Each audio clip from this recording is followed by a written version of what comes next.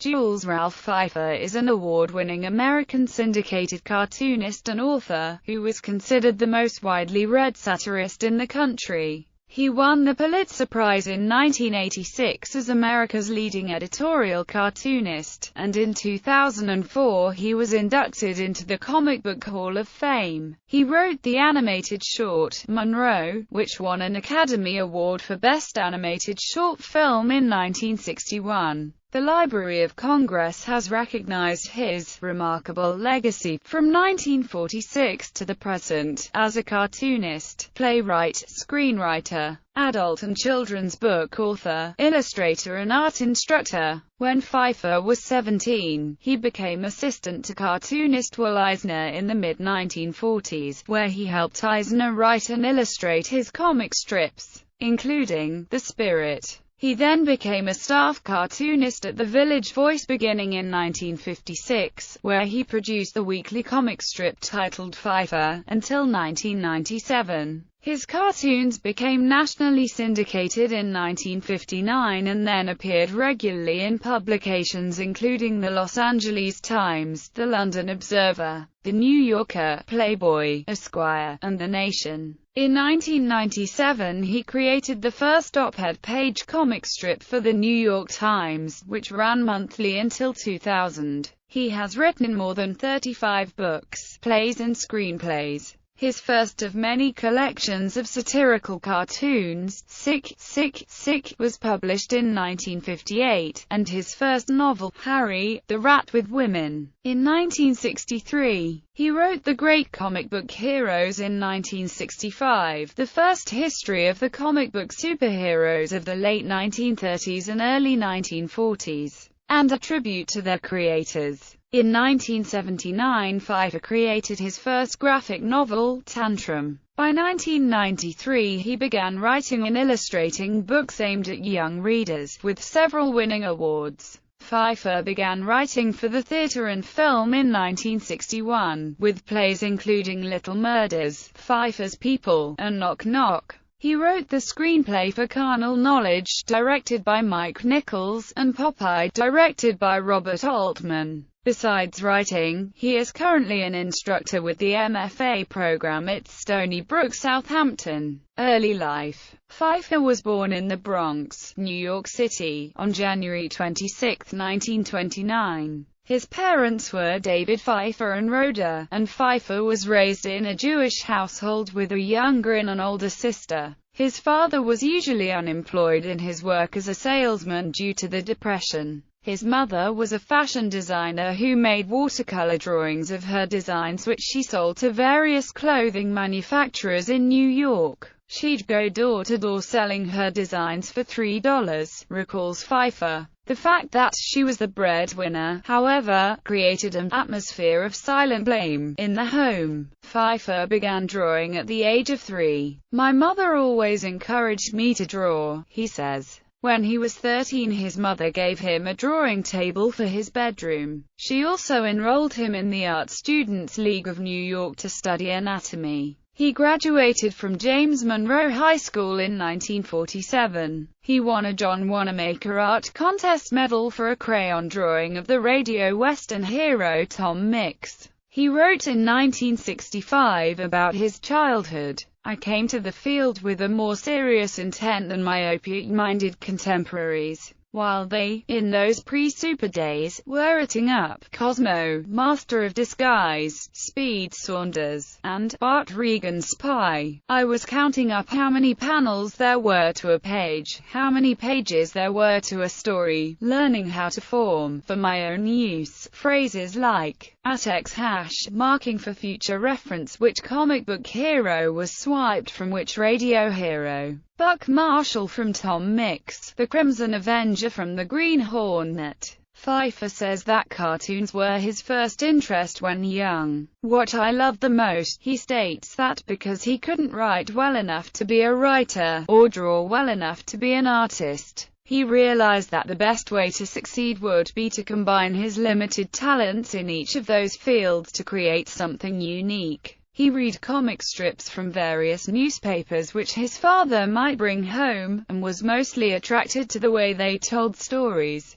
What I loved best about these comics was that they created a very personal world in which almost anything could take place, Feiffer says, and readers would accept it even if it had nothing to do with any other kind of world. It was the fantasy world I loved. Among his favorite cartoons were Our Boarding House, Alley Oop, and Wash Tubs. He began to decipher features of different cartoonists, such as the sentimental naturalism of Abian Slats, the Preston Sturges-like characters and plots of others, with cadenced dialogue. He recalls that while Eisner's spirit rivaled them in structure, and no strip, except Milton Caniff's Terry and the Pirates, rivaled it in atmosphere. Career cartoonist with Will Eisner. After Feiffer graduated from high school at 16, he was desperate for a job, and went unannounced to the office of one of his favorite cartoonists, Will Eisner. Eisner was sympathetic to young Feiffer, as Eisner had been in a similar situation when he first started out. He asked Feiffer, "What can you do?" He answered, "I'll do anything. I'll do coloring, or clean up, or anything, and I'd like to work for nothing." However, Eisner wasn't impressed by Pfeiffer's art abilities and didn't know how he could employ him, but then decided to give him a low-paying job when he found out that Feiffer knew more about him than anybody who had ever lived, said Feiffer. He had no choice but to hire me as a groupie. Eisner considered Feiffer a mediocre artist, but he liked the kid's spunk and intensity, writes Eisner biographer Michael Schumacher. Eisner was also aware that they both came from similar backgrounds, despite him being 12 years older. They both had fathers who struggled to support their family, and both their mothers were strong figures who held the family together through hardships.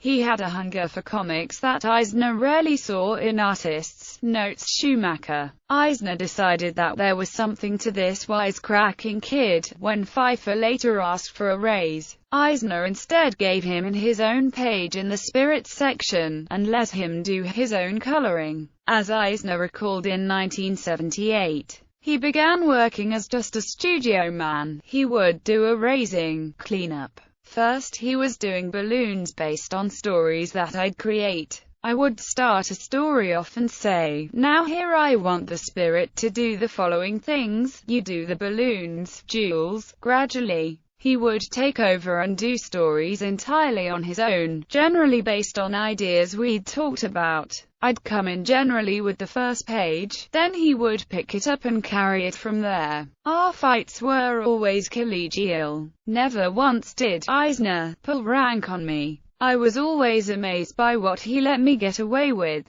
It shows how close and tight the relationship was, that he let me do that parody. He had great generosity of soul. Jules Feiffer. They collaborated well on The Spirit, sharing ideas, arguing points, and making changes when they agreed. In 1947, Feiffer also attended the Pratt Institute for a year to improve his art style. Over time, Eisner valued Pfeiffer's opinions and judgments more often, appreciating his uncanny knack for capturing the way people talked, without using contrived dialogue. Eisner recalls that Feiffer had a real ear for writing characters that lived and breathed. Jules was always attentive to nuances, such as sounds and expressions, which made stories seem more real. At the Village Voice, after working with Eisner for nearly a decade, he chose to start creating his own comic strips. In 1956, after again first proving his talent by working for free, he became a staff cartoonist at the Village Voice, where he produced the weekly comic strip titled Feiffer. Feiffer's strips ran for 42 years, until 1997, at first titled Sick Sick Sick, then as Feiffer's Fables, and finally as simply Feiffer. After a year with The Voice, Feiffer compiled a collection of many of his satire cartoons into a best-selling book, Sick Sick Sick, A Guide to Non-Confident Living, a dissection of popular social and political neuroses. The success of that collection led to his becoming a regular contributor to the London Observer and Playboy magazine. Director Stanley Kubrick, a fellow Bronx native, invited Feiffer to write a screenplay for Sick, Sick, Sick, although the film was never made.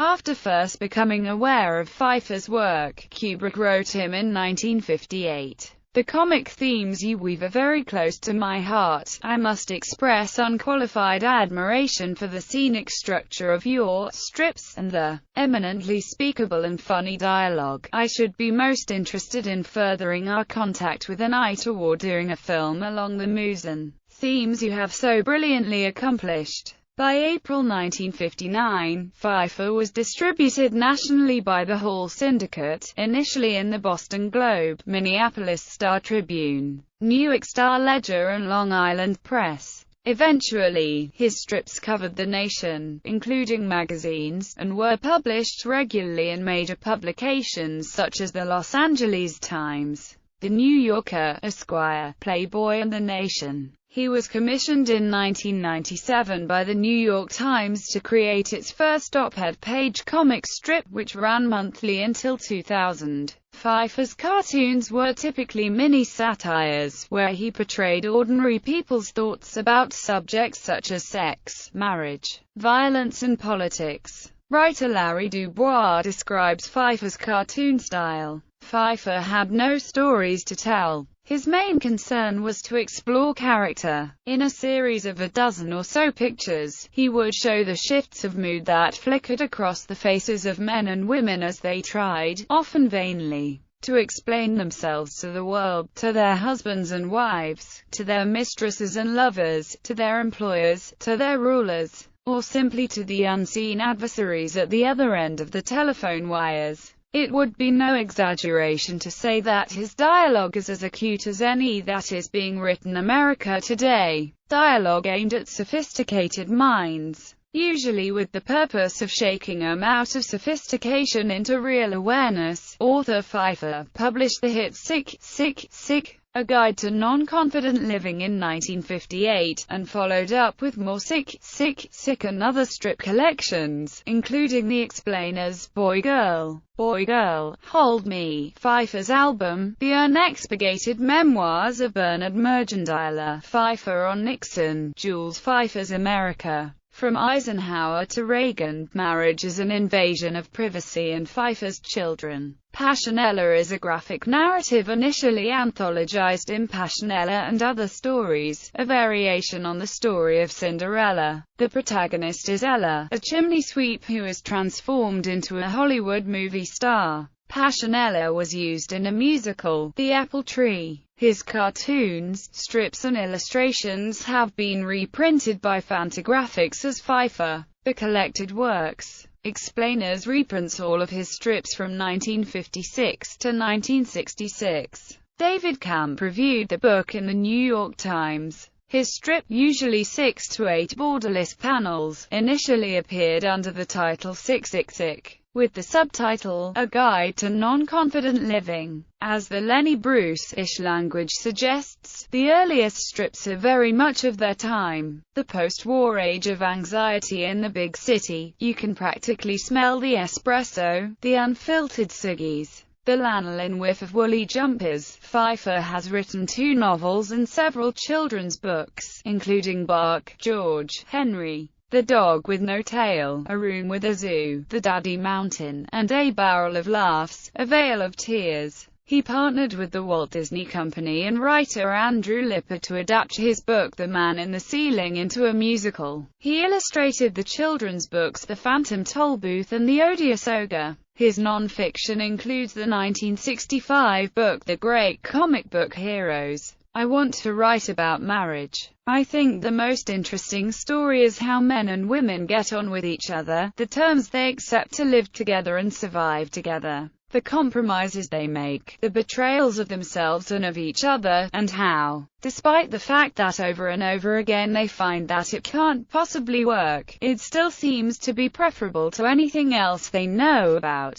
In the end, it becomes rather heroic. Jules Feiffer, Playboy interview. Feiffer also wrote and drew one of the earliest graphic novels, The Hardcover Tantrum, described on its dust jacket as a novel in pictures, like the trade paperback The Silver Surfer, by Marvel Comics' Stan Lee and Jack Kirby, and the hardcover and trade paperback versions of Will Eisner's A Contract with God, and other Tenement stories. This was published by a traditional book publisher and distributed through bookstores, whereas other early graphic novels, such as Saber, were distributed through some of the first comic book stores. His autobiography, Backing Into Forward, a memoir, received positive reviews from the New York Times and Publishers Weekly, which wrote, "His account of hitchhiking cross-country invades Kerouac territory." While his ink-stained memories of the comics industry rival Michael Chabon's Pulitzer Prize-winning fictional portrait,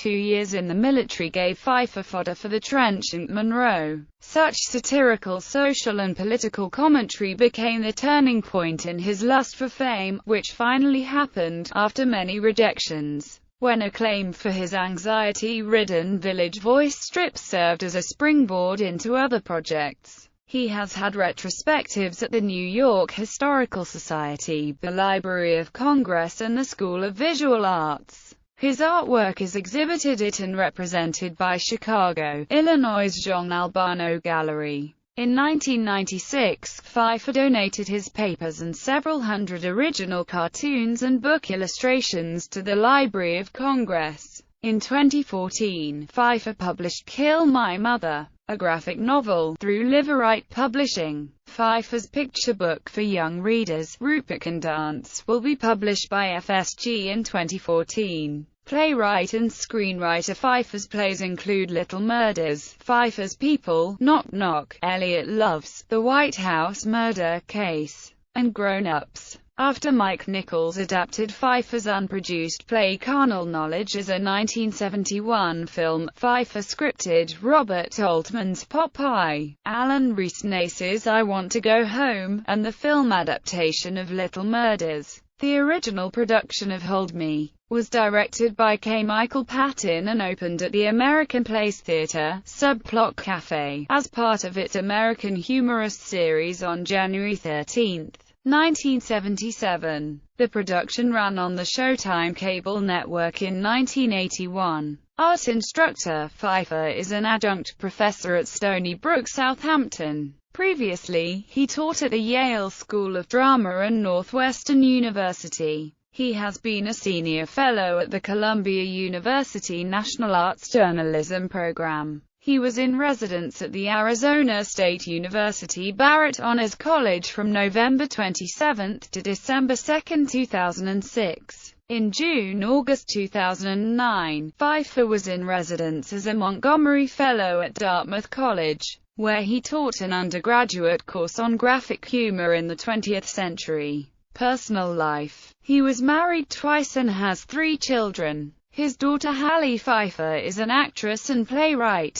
Honors and awards. 1961, recipient of the George Polk Awards for his cartoons. 1961, Film Monroe won Academy Award for Animated Short. 1969 and 1970, won Obie Award and Outer Circle Critics Award for plays Little Murders and The White House Murder Case. 1986, awarded the Pulitzer Prize for Political Cartoons. 1995, elected to the American Academy of Arts and Letters. 2004, inducted into the Comic Book Hall of Fame. 2004, received the National Cartoonists Society's Milton Caniff Lifetime Achievement Award. 2006, received the Creativity Foundation's Laureate. 2010, won a Lifetime Achievement Award from the Writers Guild of America. Selected works.